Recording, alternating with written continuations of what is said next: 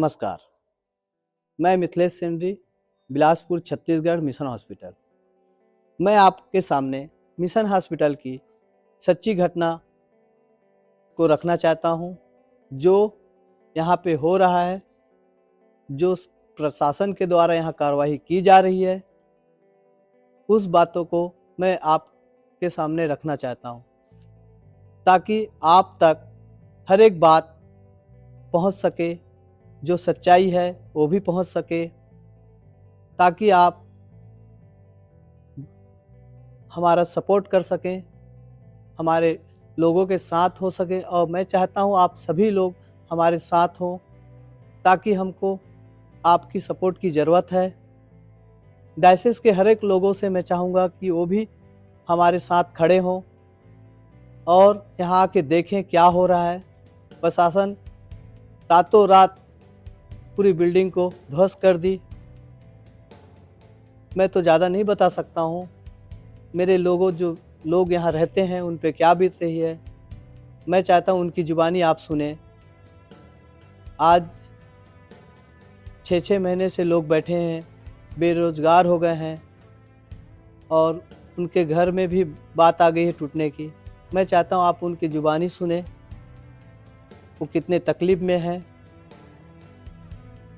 मैं तो ज़्यादा नहीं बता पाता हूँ, ताकि उनके ज़ुबान से आप सुनेंगे तो आपको अच्छा लगेगा। और मैं चाहूँगा कि पूरा वीडियो आप देखें, पूरा आखिर तक देखें।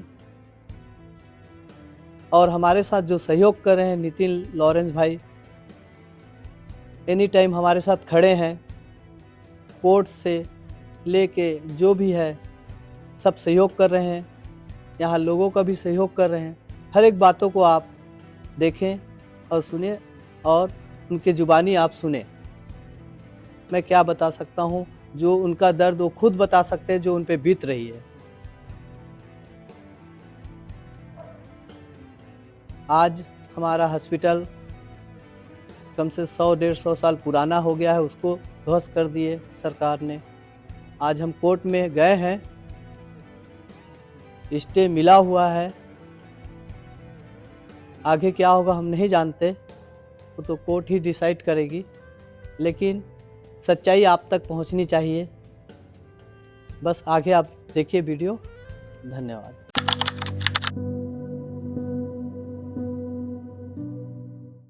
मैं तीजू सिंह, इस मिशन हॉस्पिटल में मैं काम कर रही थी।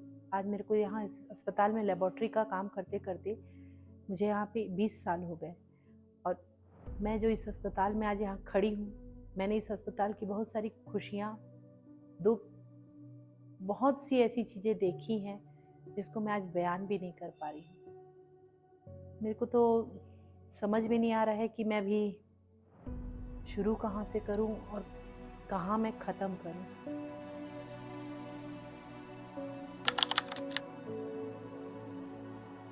मेरा नाम दिलीप गितलहरे है और मैं मिशन हॉस्पिटल में करीब 30 साल से यहाँ कार्यरत हूँ, काम कर रहा हूँ ड्राइवर के पद पर। और मेरा शादी भी यहीं हुआ, मेरे दोनों बच्चे भी यहीं हुए। ये जगह जन्नत लगता है, जन्नत है ये जगह। और जितने भी यहाँ अधिकारी आए, सिर्फ उन्होंने अपनी जेबें भरी हैं और कुछ नहीं किए हैं।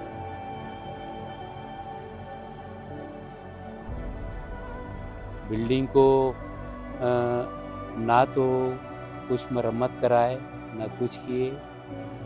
और जिस समय ये घटना घटी, 22 नवंबर की बात है, जब ये घटना घटी तो हम लोग तो बड़ा शौक में रह गए कि ऐसे कैसे हो गया कि पूरा प्रशासन और क्या बोलते हैं एसडीएम, तहसीलदार, सब ये लोग जब आए शाम के समय, तो हम लोग ड्यूटी में थे यहाँ पर। तो पता चला कि यहाँ के डायरेक्टर को लिख के दे चुका हूँ, बोलता है पूरा कैंपस को आप लोग को तो खाली करना पड़ेगा, ऐसे करके बोला गया था। हम लोग तो डर गए, और डरना क्या, पूरा सदमे में आ गए कि करें कैसे करें। वो बोले बिल्डिंग के साथ साथ सारे रेसिडेंट, मतलब घर में जहाँ रह रहे हैं वो भी तोड़ा जाएगा, ऐसे करके बोले उन्होंने। तो हम पूछे भाई किस माध्यम से हुआ है, तो बोले कि तुम्हारे डायरेक्टरों ने लिख के दे दिया है और उस वजह से तुमको ये सारा चीज़ खाली कराया जा रहा है। तो हम प्रशासन से पूछे भाई कि क्यों ऐसा हो रहा है। उन्होंने कहा कि तुम्हारा डायरेक्टर डॉक्टर रमन जोगी लिख के दे दिया है इस जगह के लिए।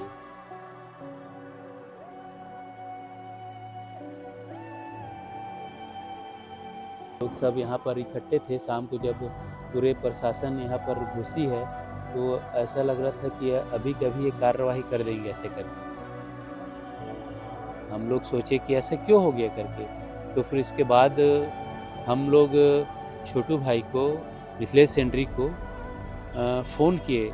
जब वो आया यहाँ पर, उसके बाद दूसरे दिन रात हो चुकी थी, ना किसी के घर में चूल्हा जला था, ना कुछ हुआ था। सारे बाल बच्चे सब भूखे प्यासे थे और हम लोग यहाँ रो रहे थे बैठ के कि आगे क्या होगा ऐसे करके। पर उसको मैंने उस दिन भी बोला था और आज भी बोल रहा हूँ, परमेश्वर उसको खड़ा किया और उसने इस कैंपस को अभी तक, उस दिन से लेके आज तक बचा के रखा है और आगे की लड़ाई वही लड़ रहा है। और हम प्रशासन से बार बार निवेदन किए कि भाई ऐसा क्यों कर रहे हो करके। उन्होंने कहा कि ये बिल्डिंग जर्जर हो चुकी है, ऐसे करके वो हवाला देता रहा, जबकि ये बिल्डिंग अभी वर्तमान में 50 साल 54 साल हो रहा है। अब हम लोग मिशनरी लोग के जाने से ये सब दुख हम लोग को झेलना पड़ रहा है। और अभी डॉक्टर बनर्जी भी थे तो अभी से उसके समय में पूरा मरीज लोग भरे रहते थे। पूरा मैदान गाड़ी से लेके पूरा बैला गाड़ी, भैंसा गाड़ी, सब गाड़ी आते थे और पूरे लोग यहाँ मैदान में खाना पकाते थे, अपने मरीजों की सेवा करके यहाँ से अच्छा चंगा करके जाते थे। और अब देखते हैं मरीज लोग के रिश्तेदार आते हैं तो उन लोग बोलते हैं क्या यहाँ क्या हो रहा है, यहाँ तो कुछ भी नहीं है, दवाई पानी कुछ भी नहीं दे रहे हैं। और जो चला रहे हैं डायरेक्टर, वो तो चला गया अपना मरीज को छोड़ के, हम लोग को छोड़ के अनाथ बना दिए, घर द्वार सबको तोड़वा दिए। और हॉस्पिटल को इतना अच्छा था जिसको अभी भी चल सकता था उसको तोड़वा दिए गवर्नमेंट को दे के। क्या पता गवर्नमेंट का हॉस्पिटल तो था नहीं, लेकिन उसको गवर्नमेंट बनवाना चाह रहे हैं। लेकिन हमारे मिशन हैं, मिशन लोग, मिशनरी लोग ही तो इस हॉस्पिटल को बनाए हैं और इस जगह को स्थापित किए हैं, जिसको हम लोग अपने बच्चों को और दिगर लोग का सब कुछ का ये खिला पिला सकते हैं। अपना जो कुछ भी करना रहेगा काम धाम सब अच्छी खुशी से करते थे। जो भी प्रोग्राम होता था डॉक्टर लोग अपना और मिशनरी लोग सब मिल के हम लोग के साथ में हंसी खुशी से अपना प्रोग्राम करते थे, जो भी करना चाहते थे। इस हॉस्पिटल को सजाते थे, लाइट दिखाते थे, तोरण लगाते थे। इस हॉस्पिटल को जब स्थापन किए तो हम लोग सब भाई लोग सड़क पर खड़े थे, सबको बताते गए कि ये बन रहा है, ये हॉस्पिटल बहुत बड़ा बन रहा है, यहाँ आने का है और इलाज करने का। तो इस हॉस्पिटल को अभी मेरे सामने में बना है और मेरे ही सामने में तोड़ फोड़ किए हैं। पता नहीं डॉक्टर जोगी को क्या आया कि हम लोग के लिए सोचा नहीं, ना विचार किए, ना वो उसको अपना समझा नहीं। डॉक्टर जोगी को ये सब नहीं करना था। हम लोग का हक को मार के अपना ये दिखा दिए कि मैं यहाँ का बड़ा राजा हूँ। वो राजा नहीं है, ना चलाने वाला नहीं है, ना कुछ नहीं है। अपना तो नहीं चला सका, डायरेक्टर नहीं बनना चाहा, नहीं कर सका, तो हमारे संचालक है मिशन का, उसको दे देना था, उसको सौंप देना था। लेकिन उसने नहीं सौंपा, सीधा उसने गवर्नमेंट को दे दिया और अपने को छोड़ के जाने का विचार कर लिया। अब हम लोग जाएंगे कहाँ? ना घर है, ना द्वार है, ना कुछ नहीं। और इतने सालों से हम लोग काम करते आ रहे हैं, ना हमारा माँ है, ना बाप है, ना कोई नहीं है। किसके सहारे में हम लोग जिएंगे? कौन देगा हम लोग को नौकरी चाकरी? यहाँ तो सब कोई अपना ये कर रहे हैं। पुलिस वाले हो तो वो हम लोग को धुतकार रहे, कलेक्टर हो, कलेक्टर तो न्याय करता है, वो कलेक्टर न्याय ना करके हम लोग के ऊपर इतना धूसा मार रहे हैं कि यहाँ से निकल जाओ। कहाँ जाएंगे? किसी के कहने से हम लोग निकलेंगे? ये तो अपना घर है, अपना जगह है, किसके सहारे में हम लोग जिएंगे?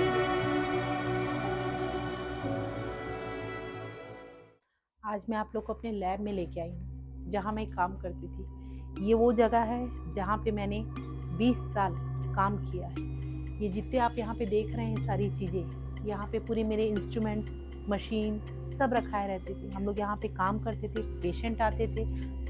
हम लोग इतनी सारी चीज़ें यहाँ किए हैं जिसका कोई हद नहीं। यहाँ पे ना तो हमने हिंदू देखा, ना मुस्लिम देखा, ना क्रिश्चियन देखा। जिस तरीके से आज हमको बोला जा रहा है, यहाँ पे इस बेंच पे बैठकर मैंने जो इतने काम किए हैं, यहाँ पे आकर जो मैं रही हूँ, घंटों घंटों हम यहाँ बैठे हैं, काम करे हैं, पेशेंट दिखाए हैं, पेशेंट की रिपोर्ट्स बनाए हैं। आज इस स्थिति में ये मिशन को मैं देखूंगी, मैंने तो कभी नहीं सोचा। आज मुझे समझ में नहीं आ रहा है कि मैं शुरू कहाँ से करूँ और अंत कहाँ पे करूँ। आइए आप लोगों को मैं दिखाती हूँ हमारे मिशन का क्या हाल हो गया है।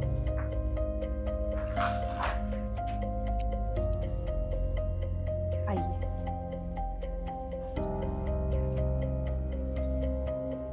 ये तो मैंने आप लोग को बता ही दिया है कि ये मेरा हॉस्पिटल का मेरा लैब था।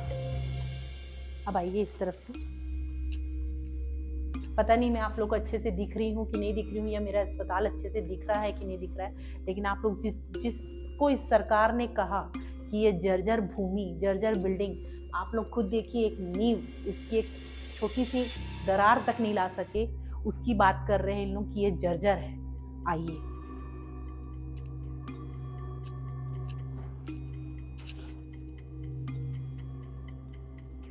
ये हमारा मेडिकल स्टोर था, जिसको मैं शायद आपको अंधेरे के कारण दिखा भी नहीं पा रही हूँ अच्छे से, लेकिन देखिए ये हमारा मेडिकल स्टोर था जहाँ पे पेशेंट आते थे, दवाइयाँ बिकती थी। हम लोग यहाँ पे आकर पेशेंट के साथ हम लोग रहते थे, उन लोग बाकायदा यहाँ पे पेशेंट आके दवाइयाँ लिया करते थे। अब आइए इस तरफ आपको मैं दिखाती हूँ, आप लोग देखिए, आप लोग को खुद समझ में आएगा। यहाँ पे कुछ भी ना यहाँ से हिला, या ना ये जमीन टूटी, ना ये छत टूटा। आइए,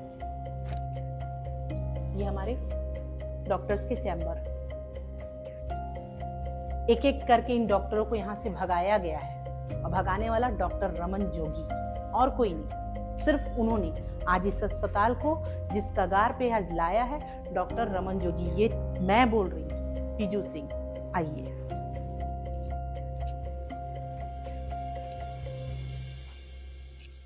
ये जिनका मैंने नाम लिया, ये उनका चैम्बर था। आइए दिखाती हूँ आपको। इस ईंट को गिराने के लिए कम से कम 50 बार बुलडोजर ने मारा है, तब जाके वो सिर्फ खरोच पाया है। और ये जो दिखाया जा रहा है ना, इस तरीके से गिरा, इसको गिराने के लिए उनके हाथों पे छाले आ गए। जिस तरीके से उन्होंने गिराया है, आप लोग को इसकी भी वीडियो दिखाई जाएगी। ऐसा नहीं कि ये सब नहीं दिखाया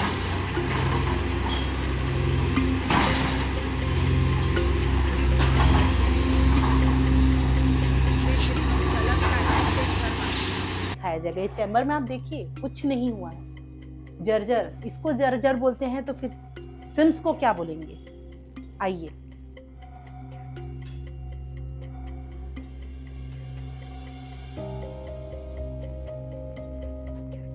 यहाँ पे भी एक डॉक्टर बैठती थी, मिसेस जोगी। ये उनका चैम्बर था, जिसको गिराने के लिए उनको बहुत मशक्कत करनी पड़ी। आज ये अस्पताल जिस कगार पे है, इन्हीं लोग के कारण, और कोई नहीं है इसका कारण। आइए,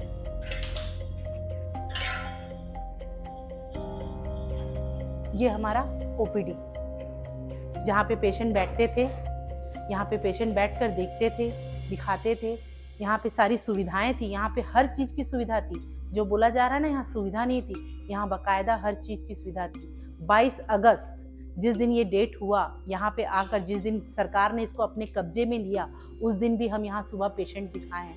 बाकायदा 3:30 बजे तक हम यहाँ पेशेंट दिखाए हैं और डॉक्टर रमन जोगी ने हमारे साथ विश्वासघात किया।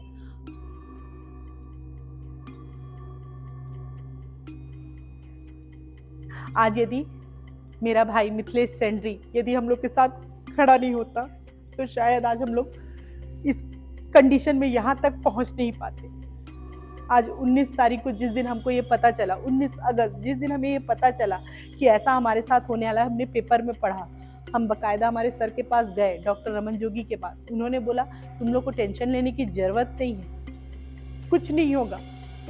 लेकिन सब झूठ, सिर्फ झूठ। उसके बाद जब 22 तारीख को ये होना था, हम यहाँ ड्यूटी कर रहे थे, हमको तो ये भी नहीं बताया गया था कि ऐसा कुछ होने वाला है। वो यहाँ ड्यूटी करते करते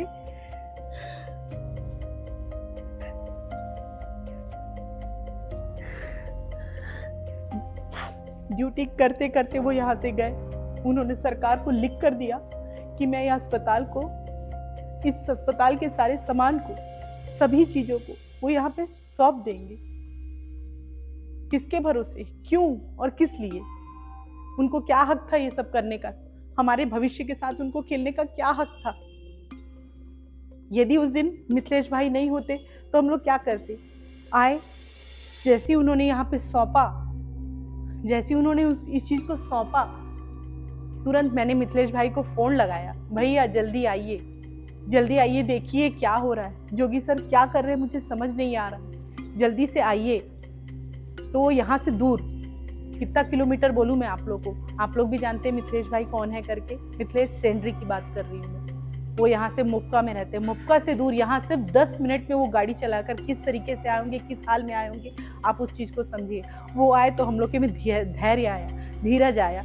उन्होंने बोला कि तुम लोग को टेंशन लेने की जरूरत नहीं, मैं तुरंत आ रहा हूँ। आए, उन्होंने आकर तुरंत सर से बात भी की कि सर आप ये क्या कर रहे हैं, क्या नहीं कर रहे हैं करके। और उन्होंने बोला कि नहीं नहीं, मैं कुछ नहीं कर रहा हूँ, सब उन्होंने अपने हाथ ले लिया, अपने हाथ में ले लिया।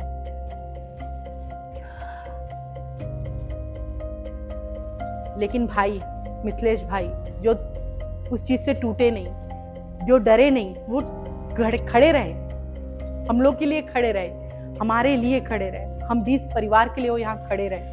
उन्होंने हमको बताया कि आप लोग को टेंशन लेने की जरूरत नहीं है, हम लोग लड़ेंगे, हर तरीके से लड़ेंगे। एक कहानी नहीं, हमारी सच्चाई है, जिसको लोग बाग बोल रहे हैं कि शायद हम लोग आज किस तरीके से सह रहे हैं, वो हम लोग, मैं बयान नहीं कर सकती आप लोग। आज भी देखिए यहाँ पे इंजेक्शन, सिरिंज सब रखाए हुए और बोलते हैं यहाँ पेशेंट नहीं देखा जाता था। ये सबसे बड़ा झूठ, सबसे बड़ी सबूत देखिए ये है जो यहाँ पे आज भी रखाया है। इंजेक्शंस रखाए हैं, सिरिंज रखाए हैं। यदि ये अस्पताल बंद होता तो ये सब चीजें यहाँ होती? आप बताइए मुझे। आइए, अब मैं आपको लेके चलती हूँ जिसको हमारा आईसीयू कहते हैं हम लोग। आइए, जिसको तोड़ा गया है जबरदस्ती।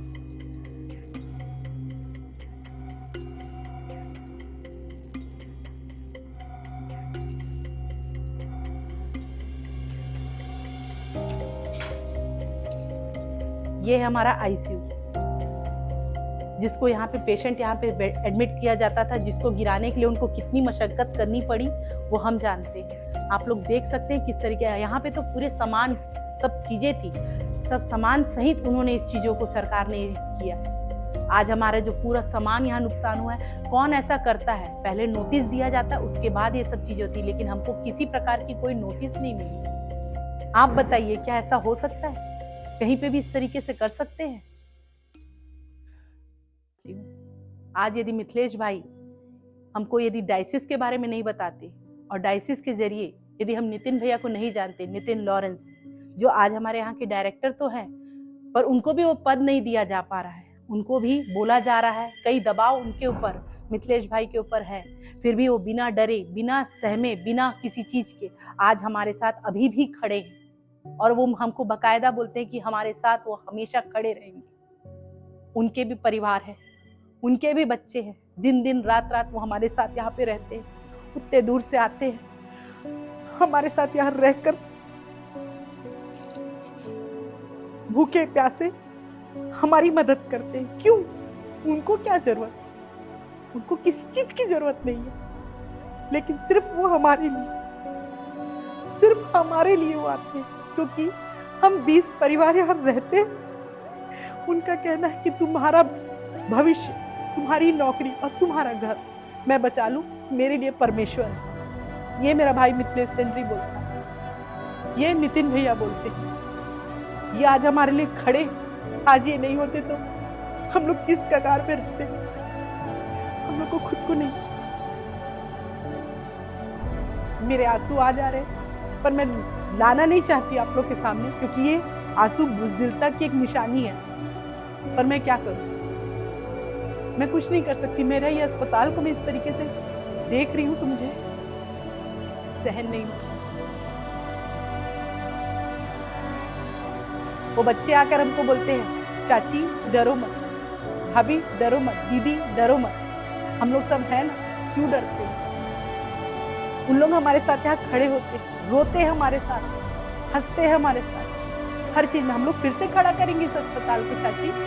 हम लोग फिर से रहेंगे यहाँ पे, अच्छे से रहेंगे। उनको किसी चीज की कमी नहीं है और वो खड़े हैं हमारे साथ। उनको किसी भी चीज की कमी नहीं है। प्रशासन उन पर भी दबाव डाल रहा है। क्यों?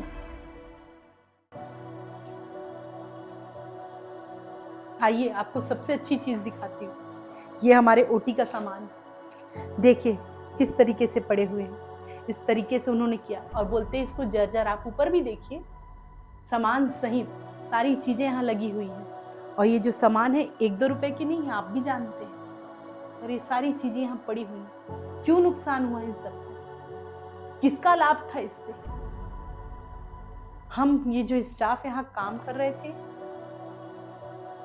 उनका, या जिन्होंने इसको बेचा उनका?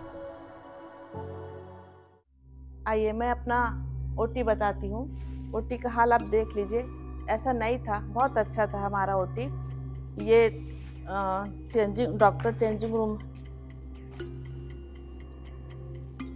चेंजिंग रूम है।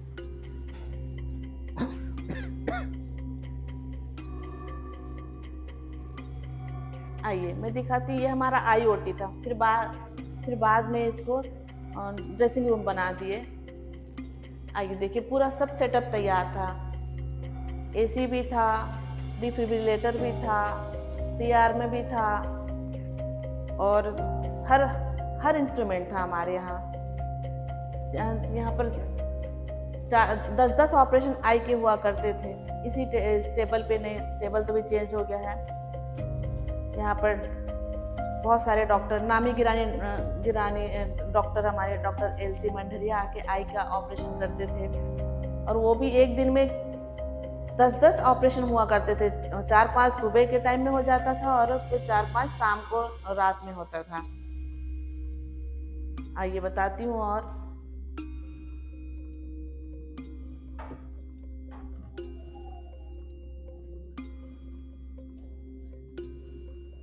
ये हमारा वॉशरूम है, जहाँ स्क्रब होने के पहले डॉक्टर लोग वॉश करते थे। ये भी इंस्ट्रूमेंट रखने के लिए, मशीन रखने के लिए यहाँ पर छोटा सा कमरा था।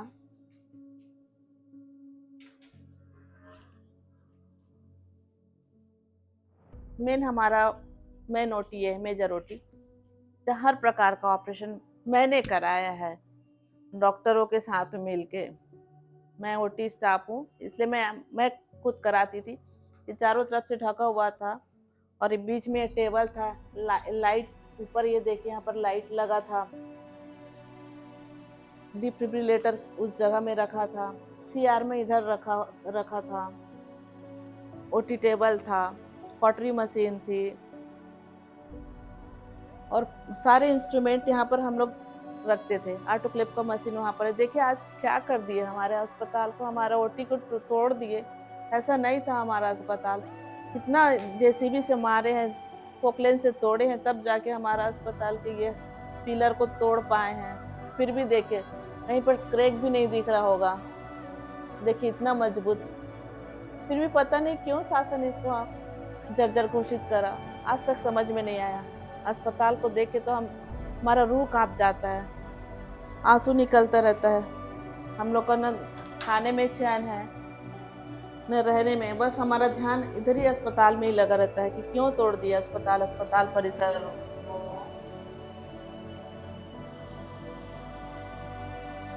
अब आप लोग को ओटी तो भाभी ने दिखाई दिया है। अब आइए मैं आप लोग को एक राज का चीज़ दिखाती हूँ जो शायद सरकार को भी नहीं पता है। आइए।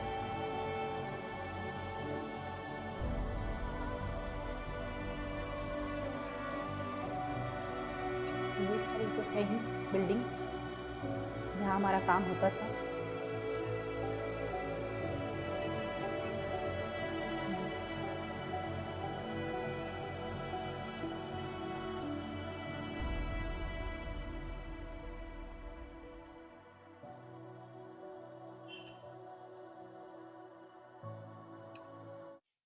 जिस सीढ़ी से मैं आप लोग को ऊपर लेके आई थी, उसी से अब आप लोग को नीचे ले जा रही हूँ।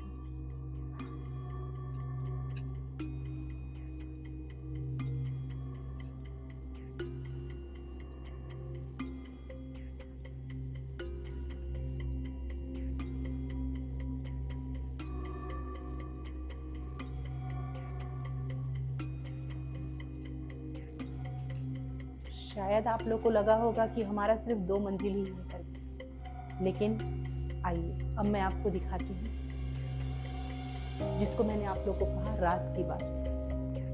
ये है हमारा तलघर।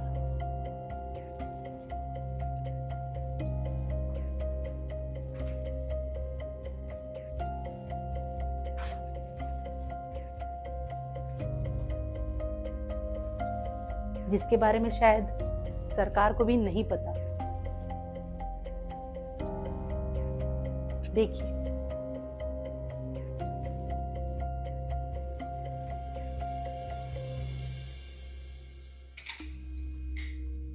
ये जनरल वार्ड था। यहाँ पे पेशेंट रखे जाते थे। ये मेल जनरल वार्ड था। आइए, इस बिल्डिंग को तोड़ने के लिए कितनी मेहनत करनी पड़ी, कितनी मशक्कत करनी पड़ी, आप इस सब को देखकर समझ सकते हैं।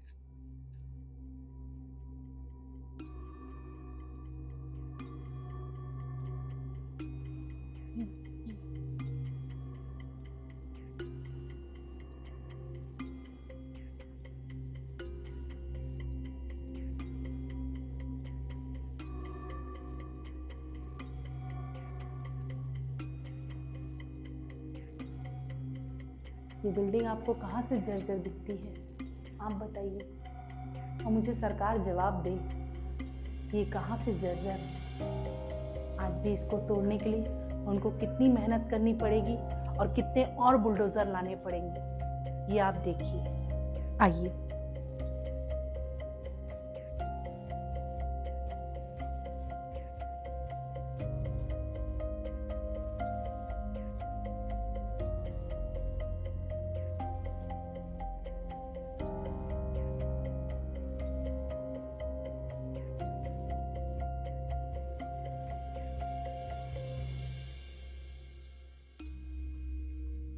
अब आप देखिए,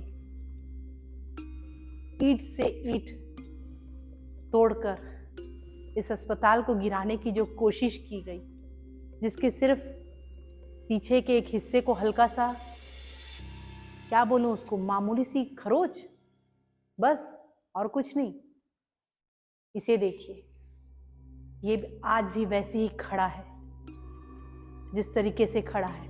आप इस बिल्डिंग को तोड़कर दिखाइए, ये जो मजबूत पिलर आज जो खड़ी है हम लोग के लिए, आज भी जो खड़ी है, आप बताइए किस तरीके से इसको आप बोल सकते हैं कि ये जर्जर है। यदि ये जर्जर है तो फिर जो बाहर जो जाके देखिए, जर्जर किसको कहते हैं। कहीं से भी कचरा उठा लिया और बोल दिया कि ये बिल्डिंग जर्जर है। करिए ना इसका आइए, इसका निरीक्षण कीजिए, इसको चेक करवाइए। इस बिल्डिंग को तोड़ने के लिए और इसमें से एक छोटे से टुकड़े को निकालने के लिए उनको कितनी मेहनत करनी पड़ेगी, ये हम जानते हैं। आइए, अब अब बताइए, इसको बोलते हैं जर्जर। क्यों, किस लिए? देखिए, आप ही देखिए ना, एक छोटी सी खरोच है ना, ये सिर्फ एक खरोच। इसको तोड़ पाए? नहीं। हिला पाए? नहीं। बोलते हैं जर्जर हो गई। कहां से और क्यों? मैं आपको अब क्या बताऊं और क्या ना बताऊं।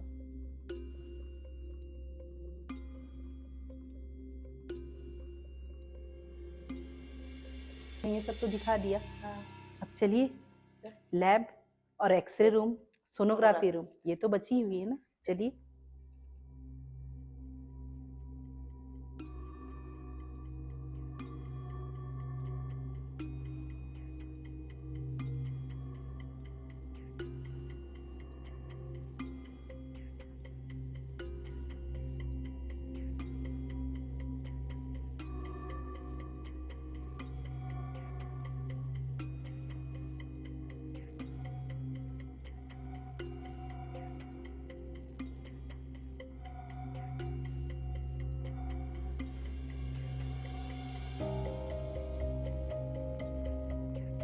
हमारा एक्सरे रूम है जहाँ एक्सरे मशीन था, उसका ट्रैक भी बना है। यहाँ होगा, सब दब गया है ये।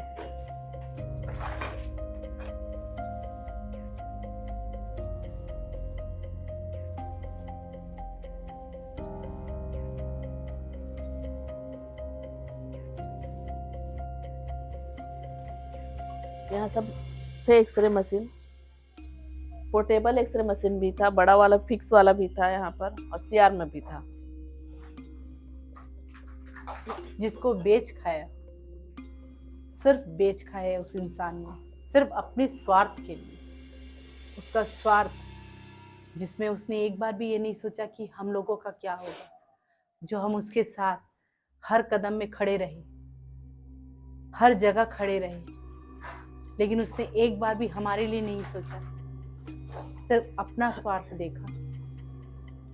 आप बताइए, क्या ये हमारे साथ सही हुआ? क्या ये हमारे साथ होना चाहिए था? आइए। हर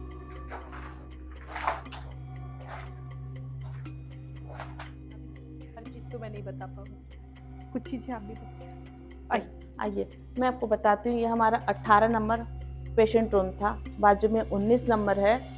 और राज की बात बताती हूँ, ये हमारा सोनोग्राफी रूम है। ये हमारे सोनोग्राफी मशीन थे, पता नहीं अब ये तोड़ दिए हैं, हमारा मशीन कहाँ गायब हो गया, चोरी हो गया, क्या हो गया।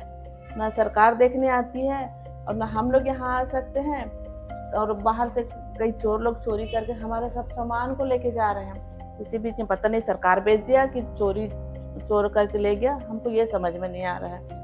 इतनी कीमती कीमती मशीनें थी हमारे पास, जिसको सब बोलते हैं जर्जर हो गया, टूट गया। सही बोल रहे हो भाभी। देख- आज ये अस्पताल जिस पर हम यहाँ खड़े, जिसको ये जर्जर बोलते हैं, किस हिसाब से और क्यों? ये हमारा कार्डियोलॉजिस्ट डॉक्टर बैठते थे, डॉक्टर अग्रवाल यहाँ बैठते थे। हमारा इको मशीन था, सब पता नहीं कहाँ चला गया। कितना हम लोग जद्दोजहद करे बचाने के लिए, फिर भी हम लोग नहीं बचा पाए। मैं चाहती हूँ कि हमारा समाज एकत्र हो और सब एकजुट होकर अपने लोगों के लिए, अपने मिशनरी जमीन के लिए, अपने संस्था के लिए सब इकट्ठे हों, खड़े हों। वो हमें यूनिटी की जरूरत है। आज हमारा एक अस्पताल चला गया, पता नहीं आगे समय और स्कूल बचेगा नहीं बचेगा, इसकी जमीन बचेगी नहीं बचेगी, हम नहीं जानते।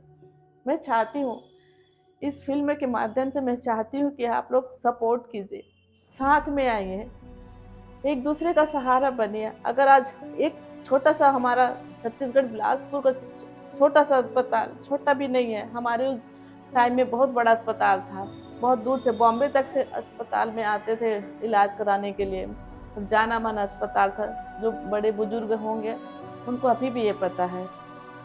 चलिए और दिखाती हूँ मैं आपको। हमारे यहाँ एक्सरे रूम भी था, सीआर में भी था। ये सब,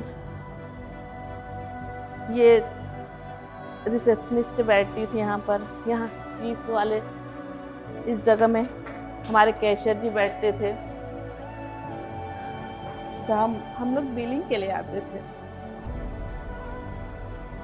आप देख सकते हैं यहाँ से सामानों को भी नहीं हटाया गया, सारे सामान सहित तोड़ा गया है। और क्यों, आज भी इस सवाल का जवाब कोई नहीं दे सकता।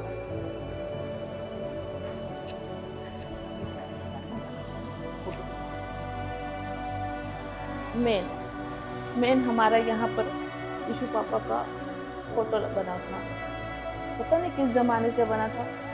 प्रेम तो रह गया, यीशु पापा को फोटो में कहाँ गायब कर दिए, तोड़ दिए इन लोगों ने, शासन प्रशासन ने तोड़ा है।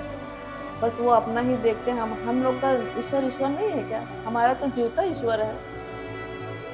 मगर क्या करें, हम इतने सारे लोगों के बीच में 20 परिवार, हम लोग कुछ कर भी नहीं सके। मगर जितना हो सके हम लोग करें। यीशु पापा, हम लोग खूब मेहनत करें आपको इस अस्पताल को बचाने के लिए, मगर नहीं बचा पाए यीशु पापा। नहीं बचा पाए यीशु पापा हम लोग। हमें आपकी सहारे की जरूरत है यीशु पापा। इतना 4-6 महीने से यीशु पापा हम लोग दौड़ते रहे, सब जगह राजस्व में लगाए, कोर्ट में लगाए यीशु पापा, फिर भी अभी तक हम नहीं बचा पाए यीशु पापा। अब आप ही कुछ करिए यीशु पापा।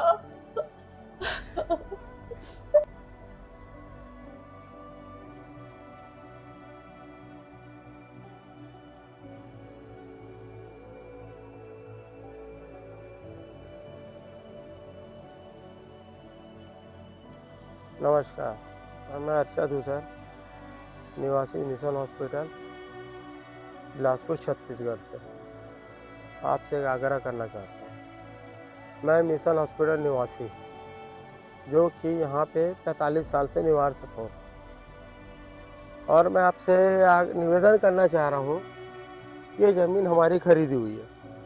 सरकार का कहना है ये ज़मीन हमारी है। मैं बोलना चाह रहा हूँ 1881 में ज़मीन हमारी वजीर खान से एराबेला ने खरीदी हुई है। इस ज़मीन को खरीदी की रजिस्ट्री सेल डीड हमारे पास है, जिसका हमारे पास प्रूफ है। उसके बाद ये